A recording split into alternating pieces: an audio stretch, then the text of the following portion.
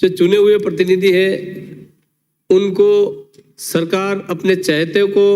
रखने का जरूर काम करेगी। जो नगरपालिका अधिनियम नियम में आपने संशोधन किया है, जो पहले संशोधन था उसमें और इसमें क्या कमी आ गई, क्या जरूरत पड़ गई आपको संशोधन करने की। जिस प्रकार से आदमी चुनाव लड़ता है, वो चुनाव लड़ने के टाइम पे वो अपनी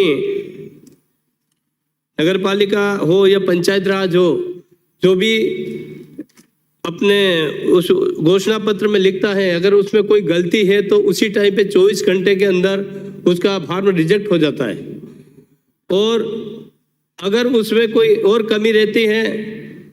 मान लो उसके तीसरी संतान है, चुनाव से पहले की तीसरी संतान है, तो उसको कोर्ट सुनती है। अगर चुनाव के बाद की उसमें कोई तीसरी संतान का मैटर आता है या कोई उसने तथ्य छुपाए हैं, तो उसमें कमिश्नर को पावर रहता है और यहाँ उसको हटाने का कमिश्नर तक उसको हटा सकते हैं। बाकी अब आप ये नए संशोधन लाए हैं, इसमें राज्य सरकार अपने हाथ में हटाने का काम आप नहीं है। धारा 39 क में जो नया नियम लाए हैं, उसमें ऐसे सदस्य के रूप में अपनी स्थिति का किसी भी रीति अन्यथा दुरुपयोग किया गया परंतु हटाए जाने का कोई आदेश राज्य सरकार द्वारा ऐसी जांच के पश्चात जो वह आवश्यक समझे, जिस वह या तो स्वयं करे या किसी ऐसे विद्यमान या सेवानिवृत्त अधिकारी की राज्य एक कमेटी बना के आप उसको हटाने का काम करेंगे। जो आप जिसको चाहेंगे उसको रखेंगे और आप जिसको चाहेंगे उसको हटाने का काम करेंगे। जिस प्रकार से आज भी यही हो रहा है कि कोई भी नगर पालिका का आपका सभापति है या सदस्य है, अगर उसने कोई गलत तथ्य छुपा के चुनाव लड़ लिया है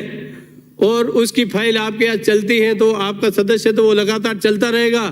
और कोई आपका विरोधी है तो आप उसको तुरंत हटाने का काम करेंगे। तो इस धारा के अंतर्गत भी यही होगा कि जो आपका चहेते हैं उन लोगों को आप पद पे बनाए रखने का काम करेंगे और जिस प्रकार से अपने विपक्ष के लोग हैं उनको तुरंत उससे बाहर हटाने का काम आप करने के लिए लाए हैं। इसलिए मैं आपसे निवेदन करना चाहता हूं कि ये धारा उन चुनाव लड़ने वाले सदस्यों के लिए, पार्षदों के लिए बिल्कुल गलत है और जो भी सभापति इस पद पे रहेगा उसको हटाने के लिए जो आप ये धारा लेके आए हैं, ये जो आप संशोधन लेके आए हैं, इसको वापस लें, क्योंकि इसमें नगरपालिका को जिन सदस्यों का कोई हित नहीं है। जिस प्रकार से पुरानी आपने जो धाराएं थी उसको समाप्त करके नई धाराएं आप बना के लाए हैं, इसको मैं चाहता हूं कि जनमत जानने के लिए 6 महीने या 3 महीने के लिए प्रचलित किया जाए